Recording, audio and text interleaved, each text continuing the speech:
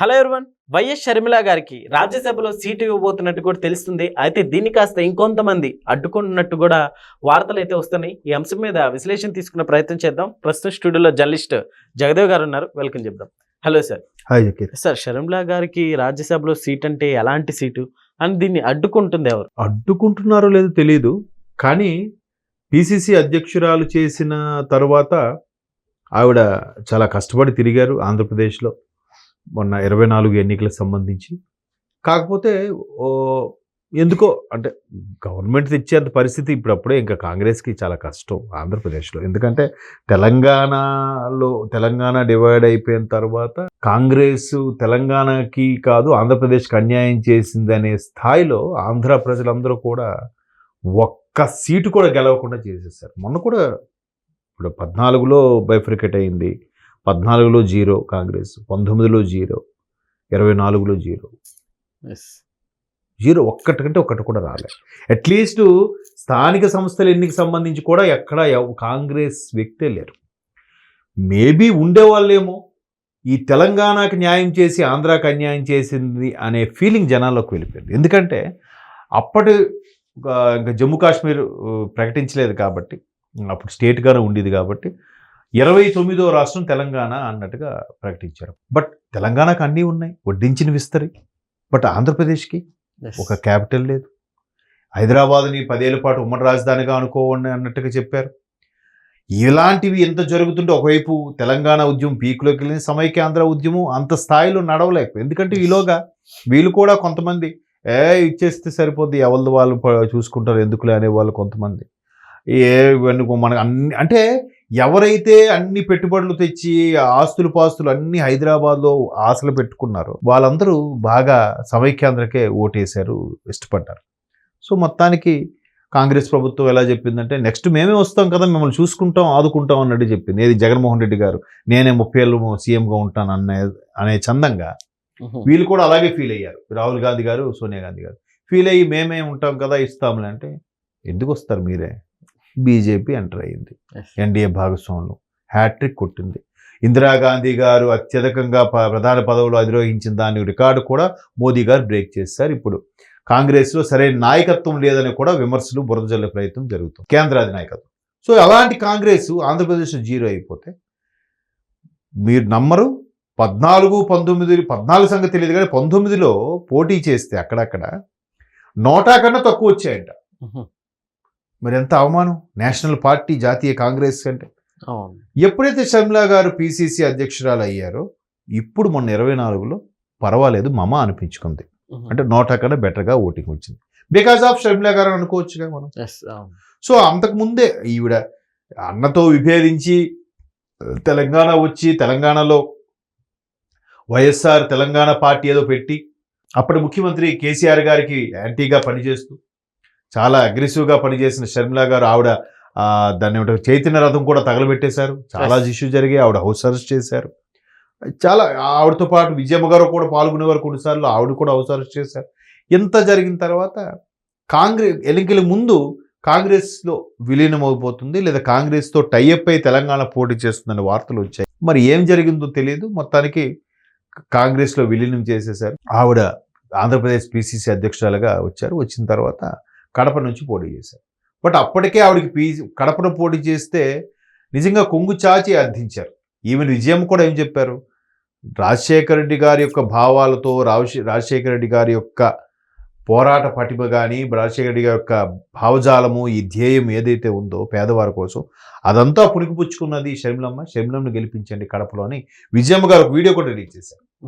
అయినప్పటికీ ఇంకా అక్కడ ఉన్న కొంతమంది మేధావులు, మహానుభావులు అవినాష్ రెడ్డి గారిని గెలిపించారు, అది వేరే విషయం. అప్పుడు షర్మిలమ్మ గారు ఓడిపోయిన తర్వాత ఆమెకి రాజ్యసభ ఇస్తారని అప్పుడే అనుకున్నారు, ఇది 24లోనే. బట్ ఏం ఎలా జరిగిందో డ్రాగన్ అవుతూ వస్తుంది. మరోవైపు షర్మిల గారు యాక్టివ్గా లేరు, పార్టిసిపేట్ చేయట్లేదు అని అంటున్నారు. కానీ ప్రభుత్వం ఫామ్ అయినప్పటి నుంచి కూడా ఆవిడ ప్రెస్ మీట్ పెట్టి కూడా అది చెప్పింది, ఇప్పుడు మాకు ఒక్క సీటు కానీ ఏమి రాలేదు, కానీ ప్రభుత్వం ఏదైనా అనుకున్న హామీలు నెరవేర్చకపోతే మాత్రం ఖచ్చితంగా వస్తాం, ఒక 6 నెలలు గడువిస్తాం, కూటమి ప్రభుత్వం సరిగ్గా పనిచేయకపోతే ప్రశ్నిస్తామని కూడా అన్నారు.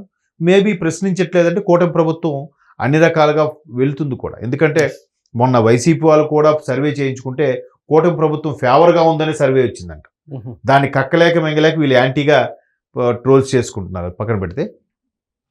సో అటువంటి షర్మిలమ్మ గారికి పిసిసి అధ్యక్ష పదవి ఉన్నా కూడా చక్కగా మాట్లాడగలి జనాల్లోకి వెళ్తుంది.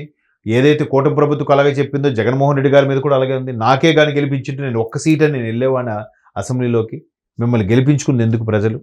నిన్న మొన్న కూడా ఒక స్టేట్మెంట్ ఇచ్చారు ఆవిడ, మీకు అధికారం పరిపాలన చేత కాలేదు, మీకు ఎంతసేపు ఇంట్లో కూర్చొని బటన్ నొక్కడం తప్ప ఏం చేశారు మీరు, ప్రజల్లోకి రండి, కార్యకర్తలు రండి, మీకు తెలుస్తుంది, అర్థమవుతుంది, ఇకపై మీరు ఇలాగైతే వచ్చే అవకాశాలు కష్టం అంది. మరోవైపు విజయసాయి రెడ్డి గారు కూడా ఏమన్నారు, కూటమి ఇలాగే పని చేసుకుంటూ పోతే జగన్మోహన్ రెడ్డి గారి ప్రభుత్వం రావడం కళ అని చెప్పారు లేదా. సో ఇట్లాగా ఇన్ని జరిగిన షర్మిలమ్మ గారికి గతంలో ఒక 6 ఎంతమంది గన్మెన్లు ఉండేవారు, తర్వాత జగన్మోహన్ రెడ్డి గారి గవర్నమెంట్లో 6 నలుగురిని చేశారు, 4 ఇద్దరిని చేసి ఏదో తీసేశారు.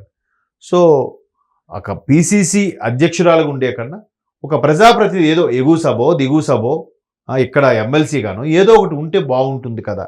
అంటే ఆంధ్రప్రదేశ్ అంతా కూటమికి సంబంధించింది కాబట్టి ఏం లేదు. ఇకపోతే తెలంగాణలో ఉండే తెలంగాణ కోటరీ ప్రకారము ఆవిడికి రాజ్యసభ ఎంపీ. తెలంగాణలో ఇప్పటికే సీనియర్లు చాలా మంది ఉన్నారు. ఒకవైపు బీఆర్ఎస్ నుంచి కలిసిపోయిన వాళ్ళు ఉన్నారు, అటు అది వేరే ఇండిపెండెంట్గా వచ్చిన వాళ్ళు కలిసిపోయే వాళ్ళు ఉన్నారు, ఆల్రెడీ కాంగ్రెస్లో సీనియర్లు ఉన్నారు. వాళ్ళకి ఇవ్వకుండా పక్క రాష్ట్రం వచ్చిన షర్మిలమ్మకి రాజ్యసభ ఇస్తారంటే వీళ్ళు ఊరుకుంటారా. పైగా కాంగ్రెస్లో చాలా మంది పెద్ద పెద్ద మనుషులు పెద్దలు ఉండే పార్టీ, అందులో అందరూ లీడర్లే, అందరూ నాయకులే.